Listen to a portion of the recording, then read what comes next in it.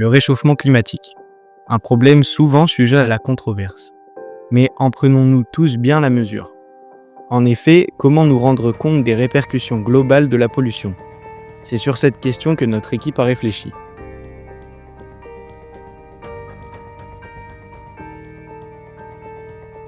La Dunaliella salina est une microalgue présente dans les milieux maritimes. Cette algue a la capacité de créer une importante dose de pigments rouge-orangé, appelé bêta-carotène, ce qui a l'intéressante caractéristique de colorer tous les individus de la chaîne alimentaire qui découle de cette algue. Nous essaierons avec nos expériences de démontrer que la Dunaliella salina est bel et bien la cause de la pigmentation des crevettes qui la consomment.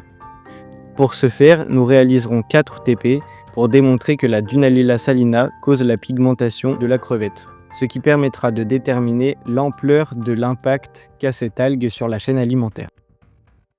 Pour le premier, on avait besoin d'un échantillon témoin de bêta-carotène qui est du coup le pigment que produit la Dunaliella salina et qui donnera ensuite la couleur à la crevette. Pour avoir cet échantillon témoin, on a décidé de l'extraire de carottes qui contient beaucoup de ce pigment-là. Déjà au niveau de l'équipement, on a besoin logiquement de carottes, de distillés, de solvants organiques, donc nous on a pris de l'éthanol, d'un mortier, d'un pilon, d'un papier filtre, d'un bécher, d'un tube à essai, d'un agitateur magnétique. Au niveau des étapes pour l'extraction, déjà en premier il fallait préparer la carotte, donc on l'a lavée puis ensuite on l'a épluchée pour augmenter la surface de contact avec notre solvant organique, donc l'éthanol. Ensuite on a broyé la carotte, ensuite on a dû ajouter du solvant, nous c'est de l'éthanol, on pouvait aussi utiliser de l'acétone. Le solvant organique il permet de dissoudre les pigments liposolubles comme la bêta-carotène. Ensuite, on a filtré le mélange à l'aide d'un papier filtre pour séparer le solvant comme la bêta-carotène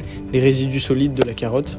Une fois la récupération du solvant faite, on a passé le solvant à la centrifugeuse pour pouvoir séparer le solvant qu'on n'utiliserait pas et la bêta-carotène présent à l'intérieur. On l'a passé à 4000 tours minute pendant 5 minutes et ça nous a donné ensuite à la fin un précipité et un surnageant. Du coup, nous, la bêta-carotène était dans le surnageant et le précipité, c'était tous les indésirables dont on n'avait pas besoin. La crevette, avant de la disséquer, on l'a mis dans un bécher rempli de solution saline, ce qui correspond à peu près de l'eau de mer.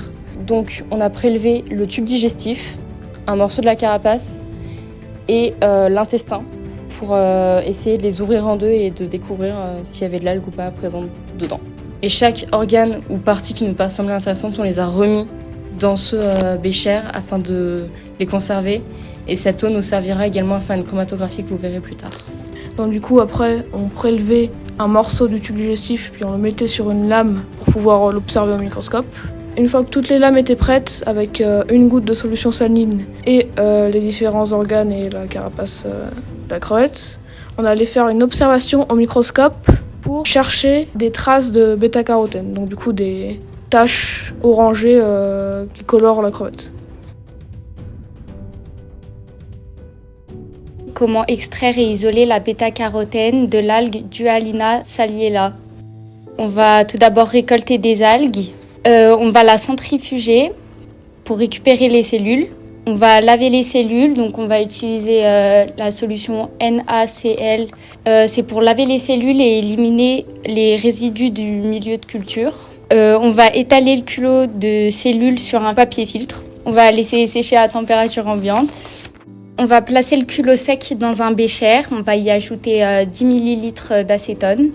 On va filtrer le mélange avec un papier filtre pour séparer le liquide contenant les pigments ou des débris cellulaires. Ensuite, on va passer à l'extraction avec un solvant organique et ensuite on passera à la séparation des phases.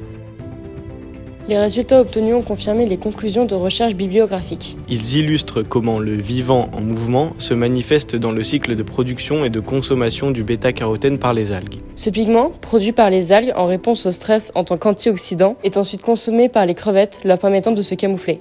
À leur tour, ces crevettes riches en bêta-carotène sont consommées par les flamants roses, chez lesquels cette coloration offre un avantage reproductif. Ainsi, la disparition de ces algues pourrait entraîner à terme une extinction des flamants roses, une espèce déjà sous surveillance.